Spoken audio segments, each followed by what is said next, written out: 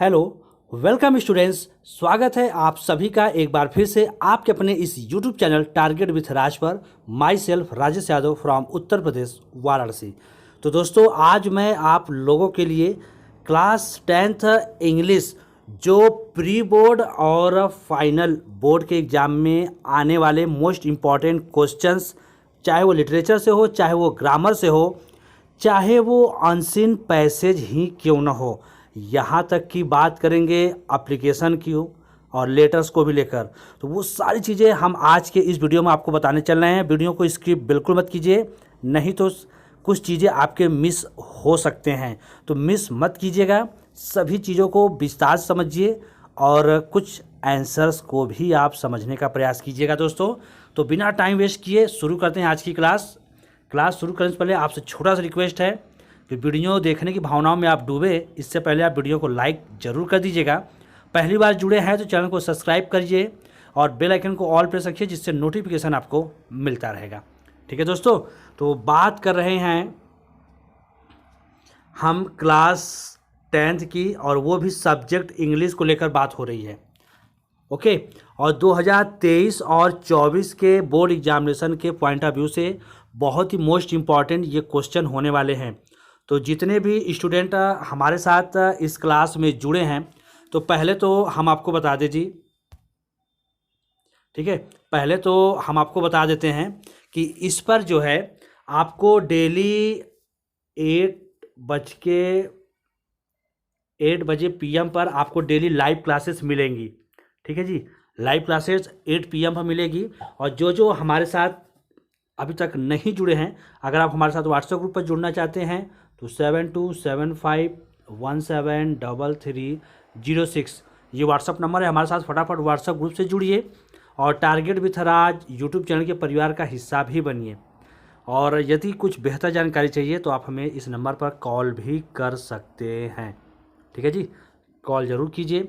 और वीडियो अच्छा लगेगा तो जाते जाते लाइक, शेयर और चैनल को सब्सक्राइब अभी तक नहीं किए हैं तो सब्सक्राइब भी जरूर कर लीजिएगा। तो चलिए शुरू करते हैं आज की इस क्लास को। तो इसमें हम बात करेंगे सबसे नोट 1 कहता है कि ऑल क्वेश्चंस आर कंपलसरी, सभी क्वेश्चंस आपको करने हैं। This question paper is divided into 2 parts A and B। ये क्वेश्चन पेपर 2 भागों में बटा है, A और B में। ठीक है जी, तो वो सारी चीज़ें जो है आपको मिलेगा। करा कि part A consist multiple choice question answer to these, यानी इसमें आपको OMR शीट भी मिलेगा। आपको हाफ ईयरली एग्जाम में, प्री बोर्ड में शायद ना मिले, लेकिन बोर्ड एग्जामिनेशन में आपको OMR शीट जरूर मिलेगा, क्योंकि पिछले साल से नियम कुछ चेंज हो चुके हैं। तो बात करेंगे सेक्शन A को लेकर, जो 20 मार्क्स के आपको आएंगे।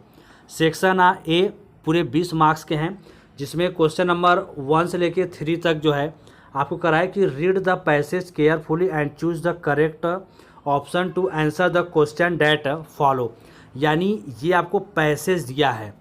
ठीक है दोस्तों, ये पैसेज दिया है। पहले तो आप इस क्वेश्चन को ध्यान से पढ़ लीजिए। पैसेज को करा कि an old man was distress because his sons always quarrelled with one another. One day he called them to him and showed man a bundle of sticks tied together. He asked if anyone of them was strong enough to break them. First one and then another tried, but they all failed. He men until the bundle and told them to break each stick separately. This they did easily, and all the sticks were soon broken into pieces. Thus he taught them that until they would be strong, but this until they would always be weak. यानी इस पूरे कहानी में, शायद अगर आपने इस कहानी को पढ़ा होगा हिंदी में, तो इस कहानी में वही चीज़ है। एक व्यक्ति था, बूढ़ा व्यक्ति था, जिसके 3 लड़के थे और वो हमेशा आपस में लड़ा करते थे। एक दिन उस बूढ़े व्यक्ति ने अपने सभी लड़कों को बुलाया और एक लकड़ी का गट्ठर दे दिया तोड़ने के लिए। सभी लड़कों ने बारी बारी से ट्राई किया, लेकिन कोई भी गट्ठर को तोड़ नहीं पाया। अंत में उस बूढ़े व्यक्ति ने गट्ठर को खोल दिया और एक एक लकड़ियाँ दे दिया, बोला कि अब इसे तोड़ो, और सभी लड़के उस एक एक लकड़ी को ईजिली तोड़ दिए। तो अंत में उस बूढ़े व्यक्ति ने अपने लड़कों को यही सिखाया कि बेटा, यदि आप लोग भी एक साथ रहोगे तो कोई भी आपको पराजित, कोई भी आपको हरा नहीं सकता। और यदि ऐसे ही लड़ते झगड़ते रहोगे, अलग हो जाओगे, तो हर कोई आपको आसानी से हरा सकता है, बिगाड़ सकता है। ठीक है, ये पैसेज को पढ़िए, उसका मतलब समझिए। फिर पहला क्वेश्चन कह रहा है N old man was distress. कहता है कि एक बूढ़ा व्यक्ति बहुत ही ज़्यादा परेशान था। क्यों परेशान था? पहला कह रहा है हिज सन्स क्वारल्ड समटाइम्स। कहता है कि उसके लड़के कभी कभार लड़ते थे। दूसरा कह रहा है his sons quarrelled with their friends. उसके लड़के अपने दोस्तों से लड़ा करते थे। तीसरा कह रहा है his sons always quarrelled with one another. उसके लड़के हमेशा आपस में लड़ा करते थे। या चौथा his sons did not quarrel. तो आपके अकॉर्डिंग इसका क्या आंसर होना चाहिए? भाई देखिए, आंसर हम नहीं बताएंगे, शायद आपको मीनिंग समझ में आ गया होगा। और दूसरा क्वेश्चन क्या कर रहा है, अगर आपको इसका आंसर नहीं आ रहा है तो आप मुझे कमेंट सेक्शन में कमेंट करके जरूर बताइएगा, हम आपको इसका आंसर बता देंगे। फिलहाल आप भी तो आंसर देकर देखिए। दूसरा कह रहा है N old man was distress, it means he was. कहता है कि एक बूढ़ा व्यक्ति बहुत परेशान था, इसका मतलब क्या है? इट मीन्स उसका मतलब क्या था? बूढ़ा व्यक्ति परेशान था, उसका मतलब क्या था? एक कह रहा है हैप्पी, बहुत खुश था। दूसरा कह रहा है हेल्पफुल, वो मददगार था। तीसरा एंग्री, बहुत क्रोधित था। या चौथा कह रहा है बहुत सैड, बहुत दुखी था। क्वेश्चन पूछा है कि बूढ़ा व्यक्ति बहुत ही परेशान था, तो इसका distress it means he was, इसका मतलब कि वो क्या था? बहुत खुश था, मददगार करने वाला था, गुस्सा था या बहुत उदास था। ये हो गया। तीसरा कह रहा है विच वर्ड, ठीक है जी, तीसरा कह रहा है which word in the passage is opposite of weak. यानी कह रहा है कि जो पैसेज हम पूरा पढ़े हैं उसमें एक पैसेज में वीक शब्द आया है, तो उस वीक शब्द का मतलब क्या है? डिस्ट्रेस, बहुत परेशान होना, क्वारल्ड, झगड़ालू, स्ट्रॉन्ग या मजबूत, या डिसहंटेड यानी मतलब बेईमान किस्म का। तो कह रहा है कि इसमें वीक का अपोजिट, जो इसमें कह रहा है कि बहुत कमज़ोर बूढ़ा था, तो उसका अपोजिट इसमें क्या होना चाहिए? आप कमेंट सेक्शन में मुझे कमेंट करके आंसर बताइए। और अगर आप ऐसा कर लेते हैं, ठीक है जी, यदि आप पहला, दूसरा, तीसरे का अगर आंसर देते हैं तो आपके 3 नंबर बहुत ही आसानी से हो सकते हैं। चलिए बढ़ते हैं क्वेश्चन नंबर 4 की तरफ। क्वेश्चन नंबर 4 से 8 कर रहा है choose the correct option to answer the following. यानी ऑप्शन आपको दिया है, अब उस ऑप्शन में से कोई एक ऑप्शन सही होगा, उसको चूज़ कीजिए और एक एक नंबर अपना उठा लीजिए, बना लीजिए। और पहला क्वेश्चन कर रहा है हिज फ्रेंड्स, उसका दोस्त dash before he reached there, उसके पहले ही वहाँ पहुँच गया। कर रहा है कि his friends dash before he reach there. अगर आफ्टर और बिफोर का प्रयोग होता है, फिर जो काम पहले समाप्त होता है उसको किस टेंस में, प्रेजेंट परफेक्ट कि पास्ट परफेक्ट, अब वो आपको ध्यान देना है। और उसमें पास्ट इंडेफिनिट टेंस में चेंज होगा। अगर हम ज़्यादा बता दें तो आप शायद समझ जाएंगे। तो इसमें गोज होगा, वेंट होगा, हैड गॉन होगा, या will be going. Will be going तो पहले नहीं होगा भाई, थोड़ा सा आपको क्लू दे देते हैं, ये तो एकदम नहीं होगा। रिच्ड दिया है, यहाँ पे वेंट दिया है, तो ये भी नहीं होगा। बचा गोज और हैड गॉन। तो इन दोनों में क्या आंसर होगा मुझे कमेंट में ज़रूर बताइएगा दोस्तों। बात करेंगे question number 5। If you write a book you are. कहता है कि यदि आप पुस्तक लिखने वाले हैं तो क्या कहलाएंगे? ऑथर, लेखक कहलाएंगे, सिंगर, गायक कहलाएंगे, डांस, नाचने वाले, या नन ऑफ दिस में से कुछ नहीं। भाई अगर आप पुस्तक लिखने वाले हो तो जायज़ बात है, क्या कहलाओगे? कमेंट सेक्शन में आंसर ये भी आना चाहिए।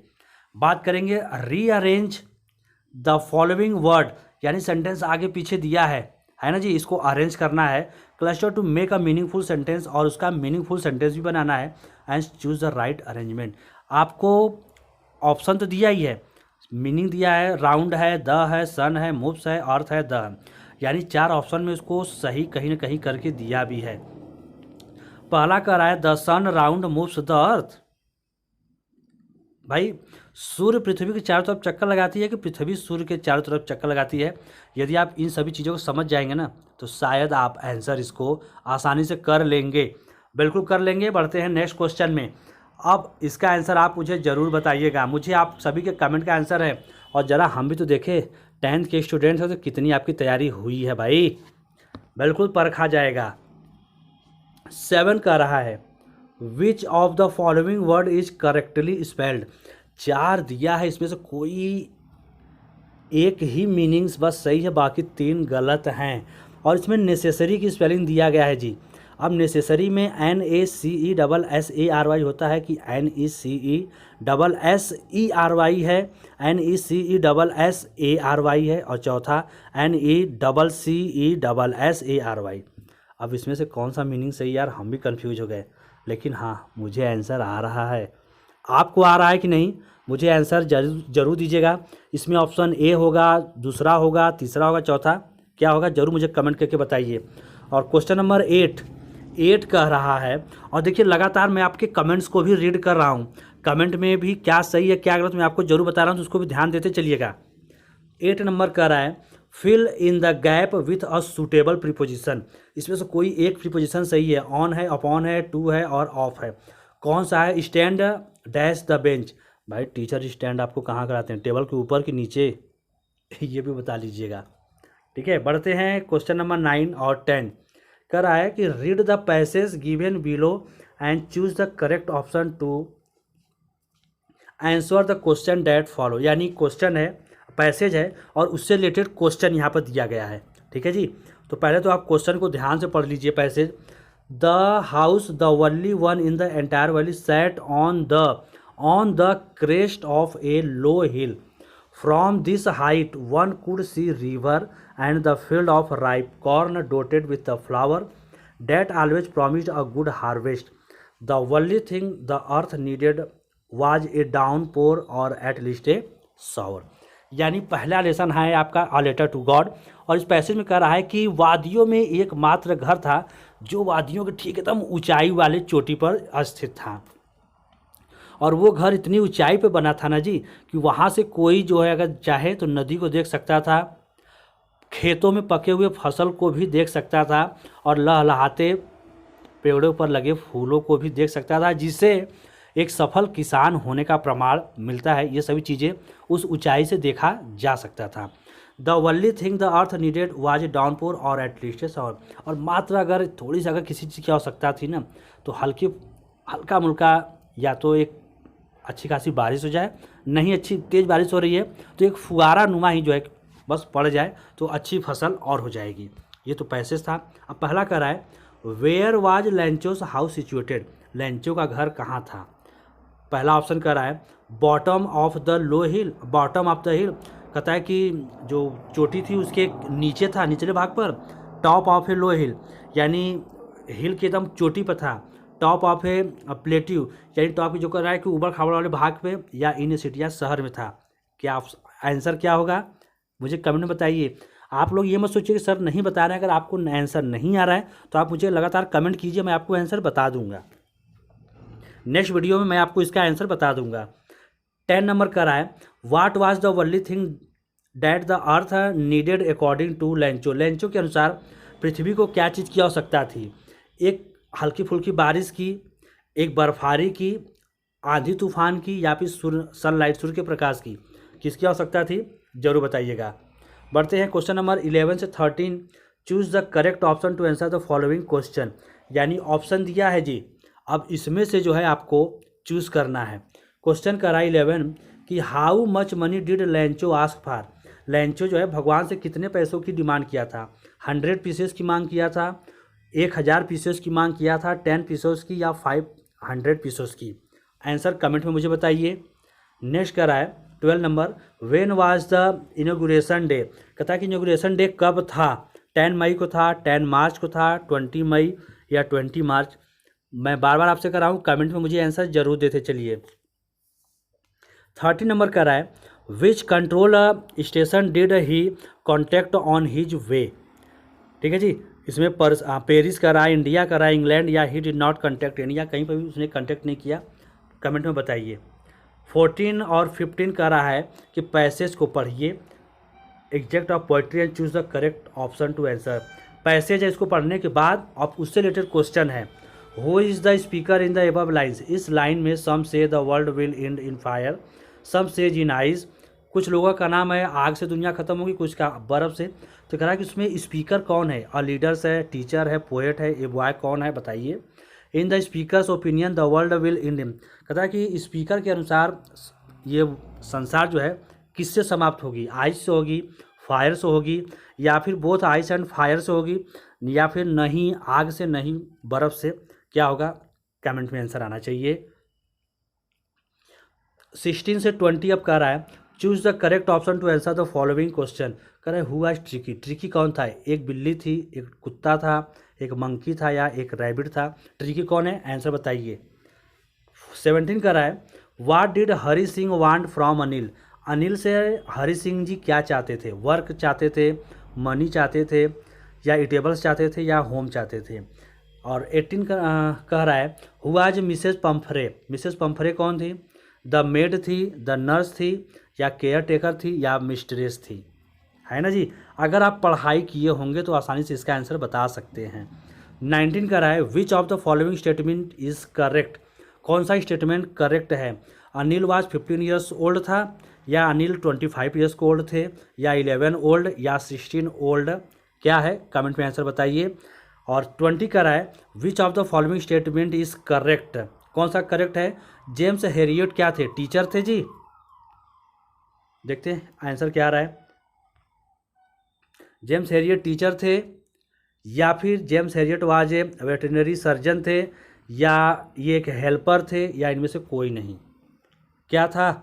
कमेंट में आंसर बताइए। बढ़ते हैं बी। अब आ गया सेक्शन रीडिंग को लेकर। कह रहा है कि पैसेज को ध्यान से पढ़िए फिर इसका आंसर दीजिए। God he wrote if you don't help me my family. फिर लेंचो से आ गया। Write the name of the lesson. Lesson का नाम पूछ लिया है। From which the noted pieces has been taken. Write the author's name also. लेखक का नाम भी पूछा है, और ये पैसेज कहाँ से लिया गया जी वो भी बताना है, किस लाइन से। ध्यान दीजिएगा। What did he write on the envelope. लिफाफे के ऊपर उसने क्या लिखा? Who wrote to God. भगवान को पत्र किसने लिखा? Write the past tense of write. Write का पास्ट टेंस पूछ लिया जी। राइट सेकेंड फॉर्म मैं नहीं बताऊंगा, रिटेन हो जाएगा थर्ड फॉर्म, तो सेकेंड फॉर्म आप जरूर बताइएगा। बढ़ते हैं राइटिंग की तरफ। राइटिंग करा write an application to your principal requesting him to make arrangement for regular evening games. Evening games के लिए रेगुलर जो है प्रिंसिपल को जो है पत्र लिखना है। अगर वो नहीं आ रहा है तो फिर कर write a letter to your friend inviting him to spend his holiday with you. या फिर अपने मित्र को पत्र लिखिए कि भाई गर्मी की छुट्टी आओ हमारे साथ व्यतीत कर लो। तीसरा कह रहा है right a report on the science exhibition in your college in about 80 to 100 word. अपने स्कूल में साइंस एग्जीबिशन कराने के लिए 80 से 100 वर्ड्स में लिखना है। हिंट भी आपको दे दिया है कब कराना है, कैसे कराना है, मॉडल क्या होना चाहिए, ओवरऑल इंप्रेशन कैसे होना चाहिए, सारी चीज़ें जो आपको यहाँ पर बता दिया गया है। या फिर taken clue given right an article on an ideal teacher पे जो है आपको आर्टिकल लिखने हैं। बढ़ते हैं ग्रामर की तरफ। ग्रामर कहता है rewrite the following sentence into indirect. Narration है Mohan said to Karan please give me a pen. देख लीजिए प्लीज़ शब्द आ गया, क्या होना चाहिए सेड टू के स्थान पर। या फिर अगर ये नहीं आ रहा है बस इसमें से कोई एक ही करना है आपको। या फिर he said to me do you write a letter. या फिर इसका आंसर आप बताइए। फिर बढ़ते हैं बी नंबर की तरफ। कराए पैसिव वॉइस बनाना है। He did not write a letter in the room, या फिर डू इट, इसका बता दीजिए। पंचुएशन बताइए। He said to me have you ever been to Goa. Punctuation में कैपिटल लेटर, कॉमा, ये सभी चीज़ें ध्यान देना होता है ना जी। अगर आंसर नहीं आ रहा है तो आप मुझे कमेंट करके ज़रूर बताइएगा, सारी चीज़ें हम आपको ज़रूर बताएंगे, ठीक है। फिर ट्रांसलेशन। वाराणसी एक प्रसिद्ध नगरी है या उत्तर प्रदेश राज्य में स्थित है। वाराणसी माने एक तीर्थ स्थल है। वाराणसी में सारनाथ एक पर्यटन स्थल है। वाराणसी में प्रसिद्ध बनारस हिंदू विश्वविद्यालय है। तो जो वीडियो देख रहे हैं बता दें भाई, जो सारनाथ की जिक्र है और BHU बनारस हिंदू विश्वविद्यालय हमारे घर के पास ही है। तो अगर कभी आपको देखना होगा तो सबसे शुरू के क्लास में मैंने आपको अपना नंबर दे रखा है, वहाँ से जरूर मुझे कॉल कीजिएगा, ठीक है। बढ़ते हैं question number 5। Answer the following, यानी ये शॉर्ट क्वेश्चन है लिटरेचर से। कह रहा है कि Lencho how was Lencho helped, इसका आंसर दीजिए। या फिर where did the oath taking ceremony take place, या फिर सेरेमनी टेक के लिए कौन सा स्थान लिया गया था। What did the writer see inside the black clouds, black clouds के अंदर राइटर ने क्या चीज़ें देखा था, ठीक है जी। उसके बाद या तो उसको कीजिए। फिर कराए कि why was Lencho angry when he receive the letter, जब लैंचो ने लेटर को रिसीव किया तो गुस्सा क्यों हो गया था, ये आंसर देना है जी। 6 का रहा है answer any one of the following in about 60 words. ये लॉन्ग क्वेश्चन है। करा कि why was Lencho pride and possession, या फिर what does a Mandela think about the patriots can they be repaid. इसको दोनों में से कोई एक इसको कीजिए। इसको करने से आपको 4 नंबर मिलेंगे। और फिर बी में करा give a brief character sketch of Lencho, या तो इसको कीजिए, या फिर Nelson Mandela was the hero of South Africa's freedom movement comment, इसको जो है बताइएगा। दोनों को करने पर 4 नंबर आपको मिलेंगे। फिर 7 नंबर का रहा है कि how will the world and twice, संसार का किस प्रकार समाप्त होगा वो बताना है। नहीं तो 4 लाइन के कविता आपको लिखने हैं, लेकिन इस पेपर में आए हुए कविता को कॉपी नहीं करना होगा। और 8 नंबर का रहा है सेंट्रल आइडिया आपको लिखना है जी। फायर एंड आइस लिखिए या फिर डस्ट ऑफ स्नो। तो अगर आप fire and I dust of snow अगर दोनों सेंट्रल आइडिया आप तैयार कर लेते हैं तो आपको प्री बोर्ड हो, हाफ ईयरली एग्जाम हो, यहाँ तक कि एनुअल बोर्ड फाइनल एग्जाम भी होना चाहिए, उसमें जो है ये आपको जरूर मिल जाएगा। इन दोनों को आप तैयार कर लीजिए। अगर नहीं आपके पास ये सेंट्रल आइडिया तो आप मुझे कमेंट करके बताइए, मैं ये आपको लिख के दे दूँगा। इस पर मैं आपको वीडियो बनाकर दे दूँगा। बढ़ते हैं सप्लीमेंट्री में। सप्लीमेंट्री में क्या रहा है, इसको शॉर्ट क्वेश्चन है, how was the behaviour of the doctor towards the dog, या तो इसको कीजिए, या what kind of thief Hari Singh was. इसमें से दोनों कोई एक कीजिए। 3 नंबर आप आसानी से ले सकते हैं। Why was Mrs पंफरे ring her hands, या फिर why did Anil higher Hari Singh. इसको दोनों में से कोई एक कर सकते हैं। और 10 और लास्ट क्वेश्चन करा है, ये भी लॉन्ग क्वेश्चन है, 60 वर्ड्स में करना है, 4 नंबर का है। Write a character sketch of Mrs Pumphrey, या फिर write a character sketch of Hari Singh. चाहे मिसेस पंफरे का करेक्टर स्केच बताइए या हरी सिंह का। फिर बी नंबर का है, why is Mrs Pumphrey worried about Tricki, Tricki को लेकर मिसेस पंफरे क्यों परेशान थी, या फिर give a character sketch of Griffin, या फिर ग्रिफिन का करेक्टर स्केच आपको बताना है। तो आई होप कि आज की ये वीडियो आपको ये क्लास अच्छा लगा होगा। अगर अच्छा लगा होगा तो जी प्लीज़ अभी तक लाइक नहीं किए हैं तो लाइक कर दीजिए, शेयर जरूर कीजिए, और पहली बार जुड़े हैं चैनल को सब्सक्राइब करके घंटी को ऑल पर बजा दीजिए। ठीक है जी। और व्हाट्सएप ग्रुप से जुड़ना हो तो एक बार फिर से नंबर नोट कर लीजिए, 7275173306। ये मेरा व्हाट्सएप नंबर है। हमारे साथ व्हाट्सएप ग्रुप से जरूर जुड़िए। तो अभी तक के लिए थैंक्स फॉर वॉचिंग, और मिलते हैं नेक्स्ट वीडियो में आपके कमेंट के साथ कि अगर सर आंसर बताइए तो हम आपको आंसर के साथ मिलेंगे।